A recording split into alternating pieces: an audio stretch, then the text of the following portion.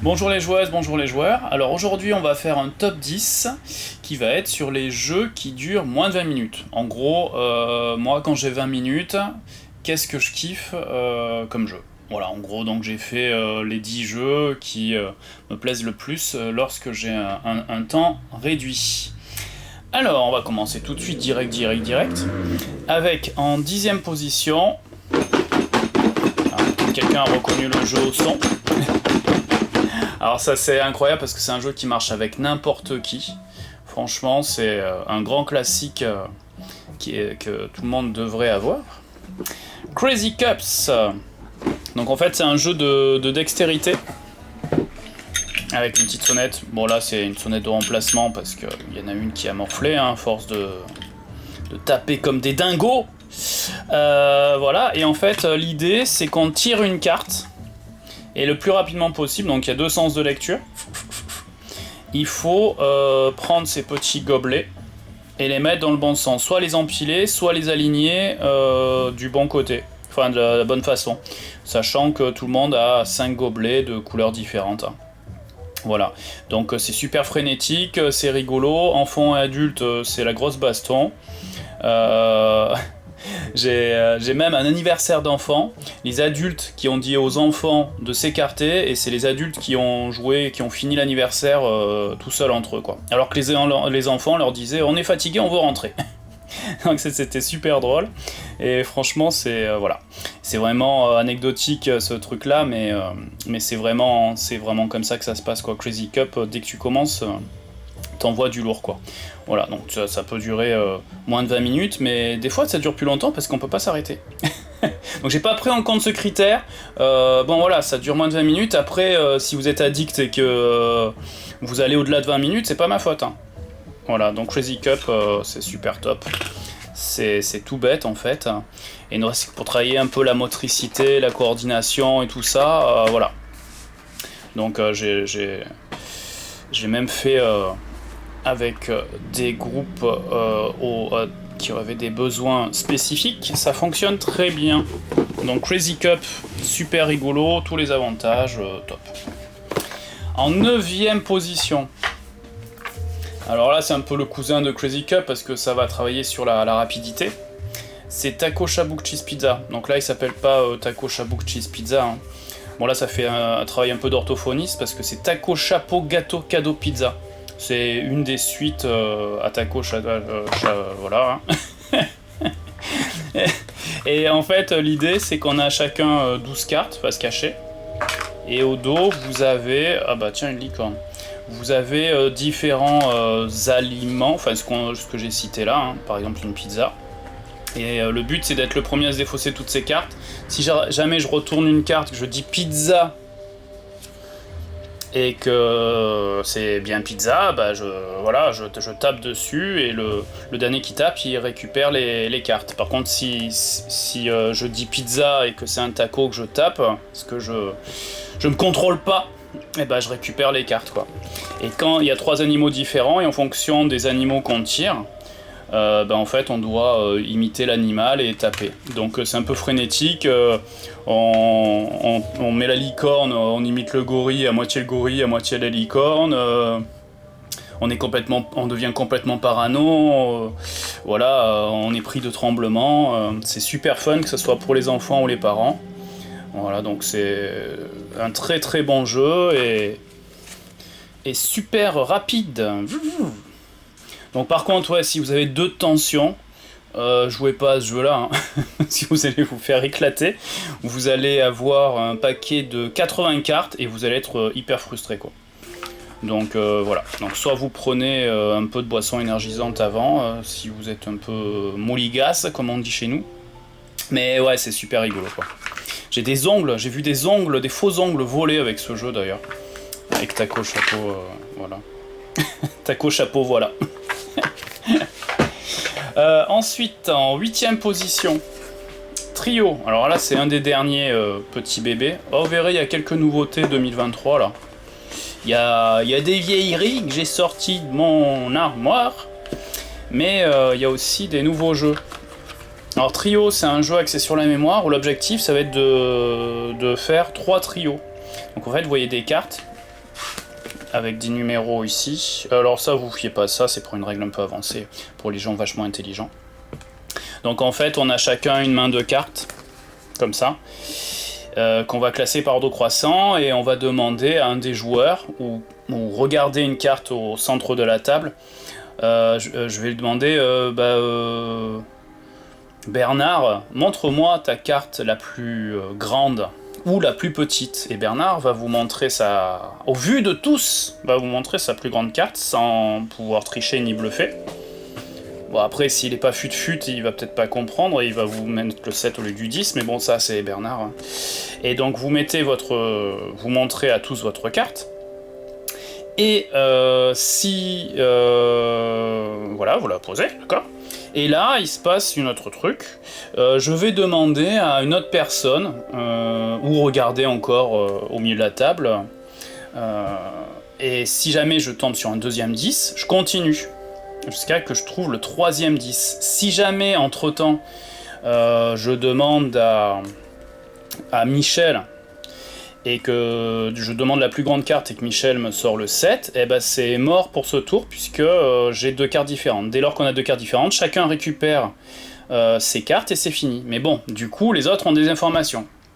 Voilà. Et à force, on va réussir à retrouver où sont ces trios, et à composer nos 3 trios pour remporter la partie. Voilà, c'est très universel aussi comme jeu. Ça fait travailler un peu notre mémoire, voilà. C'est vrai qu'avec That's Not a Hat, c'est les deux jeux les plus récents qui stimulent un peu notre mémoire. C'est vrai qu'ils sont encore un peu trop rares, les jeux qui stimulent la mémoire d'adultes, et c'est bien de le faire, quoi. Voilà, et petit élément, si jamais on réussit à recomposer les 3 sets, sachant que c'est une carte médiane, donc c'est dur est-ce que ça soit la plus petite ou la plus grande, si on réussit à faire la compo des 3 sets, on gagne immédiatement. Et bim! Voilà. Et là, les autres qui sont en avance sur vous, bah, il faut moins les malins, parce qu'avec vos 3 sets, vous gagnez. Et voilà. C'est la loose. 10, 9, 8, 7. Faut pas que je perde le fil. Alors, en 7ème position, Similo.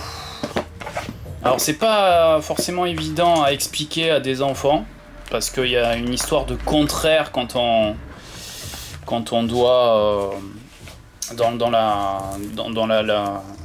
la consigne que l'on donne. Du coup, quand on dit à un enfant qu'il faut montrer une carte et qu'en fait cette carte doit donner un indice sur points communs et différences, au début ça crisse un peu, mais après ça va tout seul, quoi. D'ailleurs, pour les plus jeunes, moi je vous conseille Animaux Sauvages, parce que du coup on s'attache à des critères un peu plus simples que les personnages historiques ou les mythes, parce que là ça va être des critères carnivores, gros, grands, petits, poilus, oiseaux, ce genre de choses, voilà. C'est plus évident à jouer, à faire comprendre. Donc l'objectif de ce jeu, en fait, c'est on va étaler 12 cartes face visible, c'est un jeu coopératif, et l'un des joueurs va choisir secrètement un animal, par exemple l'iguane. Celui qui a choisi l'iguane, il va devoir nous faire deviner que c'est l'iguane qu'il veut nous faire deviner. Et du coup, à la fin du jeu, il faut qu'il reste plus que l'iguane face visible. Donc à chaque tour, je vais envoyer un message, et un seul message. Par exemple, je pourrais prendre celle-là pour l'iguane, en disant point commun ou différence. Là, je vais dire par exemple point commun. Mais mes coéquipiers vont devoir chercher, mais quel point commun y a-t-il avec l'animal que je dois trouver ? Est-ce que c'est des yeux globuleux ? Est-ce que c'est parce que c'est un reptile ? Ou est-ce que c'est parce qu'il mange de la viande ? Ou est-ce parce qu'il est vert ? Ce genre de choses. Chacun va librement parler, sauf celui qui a montré l'indice, puisqu'il doit dire que ces deux phrases-là. Et les personnes vont dire « Ah, moi je pense que c'est la couleur et tout, qu'est-ce que vous en pensez ? Ouais, c'est peut-être ça. » Et l'autre, il entend. Du coup, ça enrichit en fait ses possibilités sur les prochaines cartes. Et donc les joueurs, tous ensemble, ont décidé d'éliminer une carte. On va donner une deuxième manche, deuxième indice. On va éliminer 2 cartes.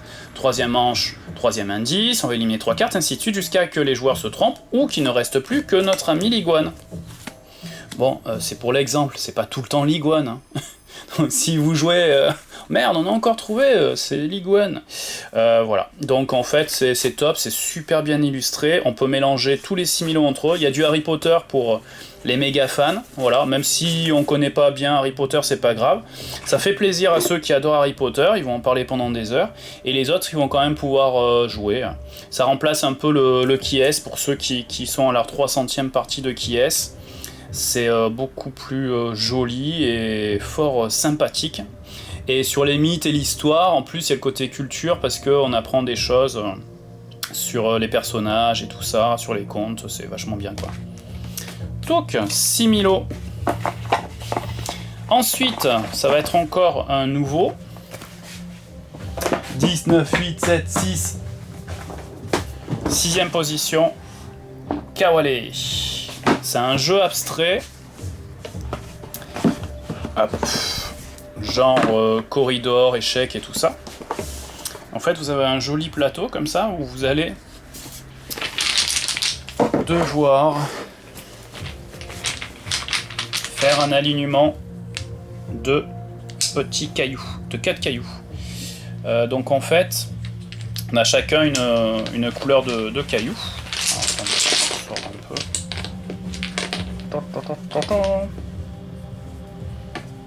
Et en fait, admettons. Donc moi, je joue cette couleur-là, je le pose ici, et je vais égrener. Comme ça. Et en fait, si jamais à un moment je fais un alignement de 4 de ma couleur, ben je gagne. Voilà. Donc en fait, il y a côté, c'est le principe du jeu abstrait, c'est que c'est de la planification, essayer de contrer l'autre, c'est un jeu à deux. Hein. Essayer de tendre des pièges en posant un endroit où je sais que ça va déjà me permettre de poser les bases de ma victoire, ce genre de choses là. Donc c'est très simple, c'est très accessible. Il y a toujours ce côté agréable de l'égrenage qui vient de la Wale du jeu africain, qui est né en Éthiopie, pour ceux qui ne savent pas. C'est vrai qu'il y a ce geste, il est agréable. C'est vraiment toute la zénitude africain, quoi, le côté cool, quoi. On pose les éléments et en même temps il y a de la tactique et tout, c'est vachement sympa. Et c'est très joli, vous le laissez sur une table de salon chez vous. Vous avez la classe quoi. Voilà. Cool. Ah, vous êtes en place quoi.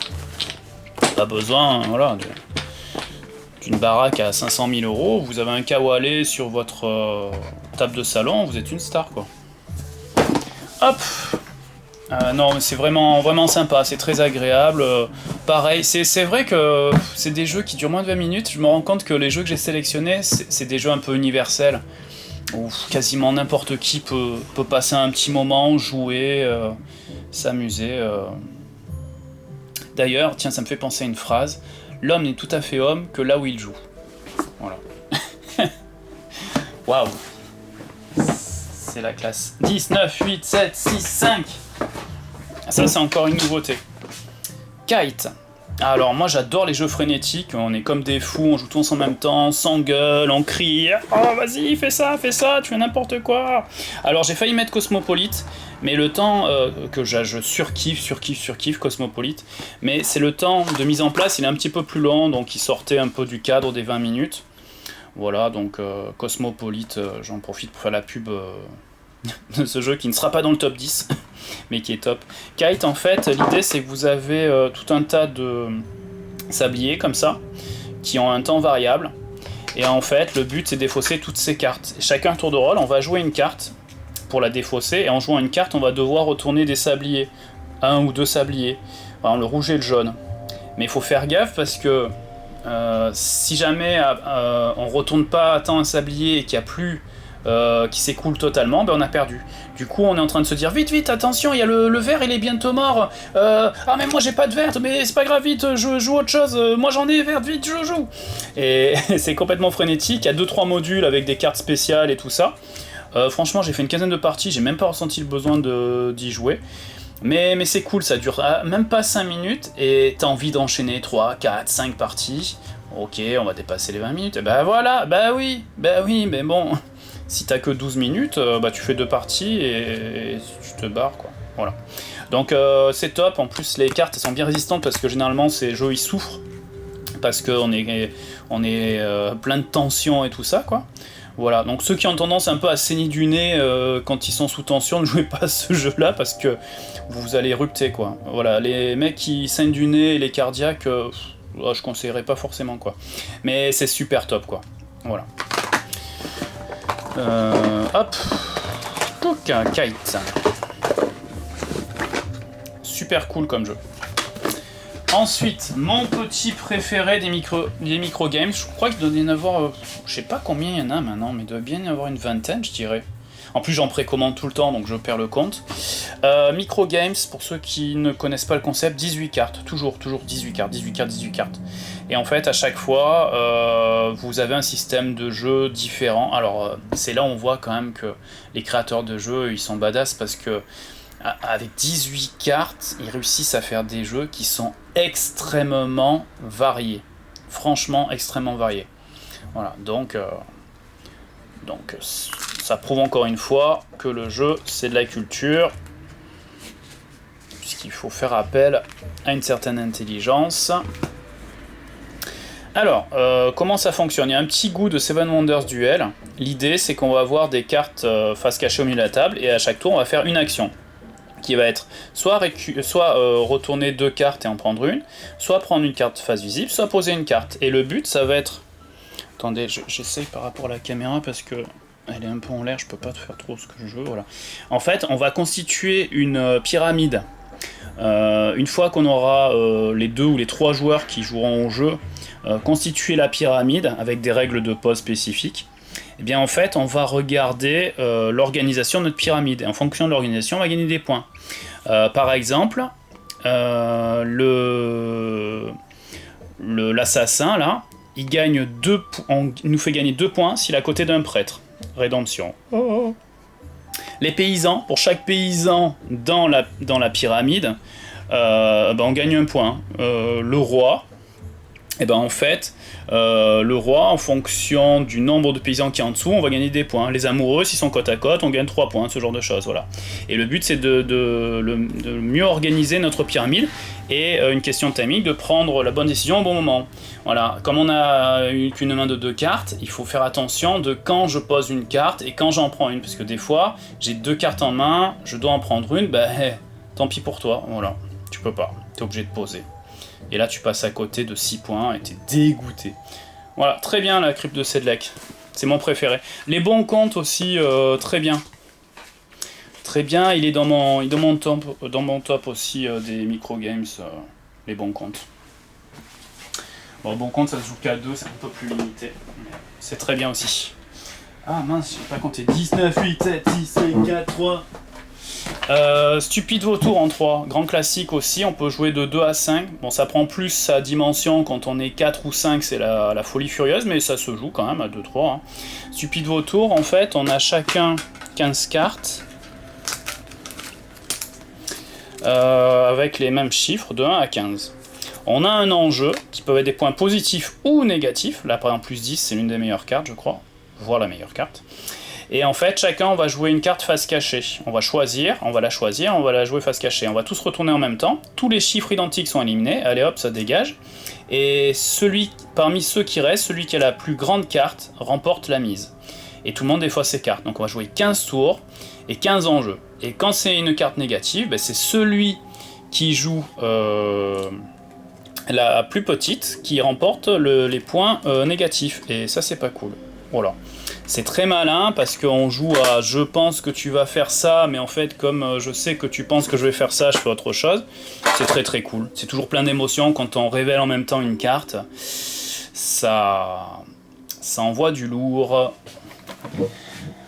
Donc on continue dans le podium avec en deuxième position un vieux jeu et que je surkiffe, qui est super beau. Alors j'ai demandé récemment à Libellule s'ils allaient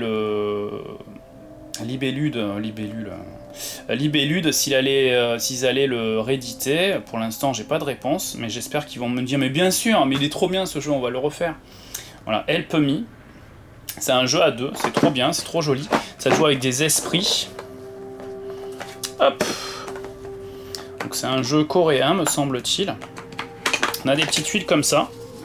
On va composer en fait un carré avec des tuiles voisines, vous voyez, avec différents esprits, je crois qu'il y a 6 ou 8 esprits. Et à chaque tour, on va pouvoir déplacer orthogonalement une tuile ou un groupe de tuiles. D'accord? Donc par exemple, je pourrais déplacer ça là-dessus, ou ça là-dessus. Et au bout d'un moment, on va avoir tout un tas de tuiles isolées. Et en fait, chacun, on a 2 peuples cachés. Et du coup, il va falloir que, pour qu'on gagne, il soit au-dessus des piles. Donc il faut bien réfléchir dans quel ordre on joue ces tuiles et repérer en fait les tuiles de l'adversaire. Et on va gagner 1 point par tuile, par groupe de tuiles où il y a un de nos personnages dessus, plus si le personnage qui nous appartient dessus, eh bien à l'intérieur de la pile, il y a également des personnages identiques, ben on va gagner les points indiqués de ce personnage. Donc par exemple celui-là, vous voyez, il fait 5 points. S'il est dans une pile de ce bonhomme-là, eh ben il rapportera 5 points, parce qu'il est dedans. Alors que dessus, il rapporte qu'un point. Donc il y a cette stratégie aussi d'ordre de placement, d'essayer de casser les piles de l'adversaire. C'est très très malin, quoi, et c'est très rapide. Donc il est en 2e position. Et c'est super beau aussi, là franchement il est bélude, vas-y les béludes, ressors-le. Hop, et en premier, alors ça, donc moi je suis une boutique hyper spécialisée, donc je fais des choses qu'on voit pas forcément dans la grande distribution, et qui sont pas marquées grande distribution. Bah écoutez, Strike, ça, dans le packaging et tout, même s'il y en a eu un Harry Potter assez récent, c'est très marqué grande distribution, là, sans manquer de respect à ce jeu. Bon, ça, je l'ai mis premier, donc voilà. Mais Strike, c'est un truc de dingue. C'est tout bête. Moi, je les ai fait dans les écoles, de partout, où les gens ils se l'approprient, ils y jouent tout le temps. Avec mon fils, on en a fait des dizaines et des dizaines. Bon, le mien, il a morflé. Hein. Il y a eu attentat sur la boîte. Il manque la moitié des trucs. Là, il y avait un tapis. Il y avait un tapis là sur l'arène, bon il est déglingué, hein, il va falloir que j'en investisse un autre. Et en fait l'idée, vous avez chacun un certain nombre de dés, 7 ou 8 dés, et en fait la piste est vide au début, l'arène est vide, et en fait vous allez lancer un dé. Dès lors que vous avez un double, vous récupérez. Si vous faites la croix, votre dé est perdu.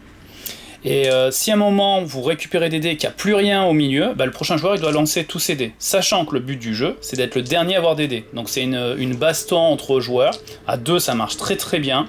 À 5 c'est la folie totale. Voilà, mais je crois que j'ai même joué à 6. Je suis même pas sûr que ça soit possible à 6, mais je l'ai fait, de toute façon à 6 ça fonctionne aussi. Et il y a toujours ce truc de stop ou encore en disant allez je mets un dé de plus, allez je mets un dé de plus. Et là si je réussis à faire un 3, allez j'enlève le dernier 3 et du coup l'autre qui a 8 dés il va devoir tout lancer ses dés, il va en perdre une grosse partie. Donc c'est simple comme tout, c'est addictif, c'est cool et c'est mon numéro 1. Voilà. Et ça dure moins de 20 minutes. En principe.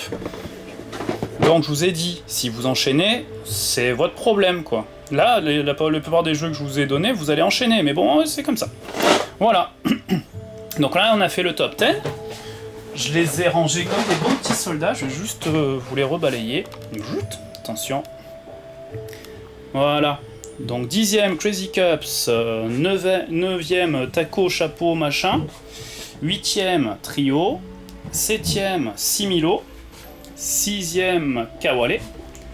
5e Kite, 4e Crypt de Sedlec, 3e Stupide Vautour, le podium, 2e Help Me, merci les béludes, et 1er Strike. Et voilà. Bah, je vous dis bon jeu, je vous dis à bientôt. Voilà, moi je vais faire une petite animation avec d'autres jeux, et je vous dis bon jeu, à bientôt.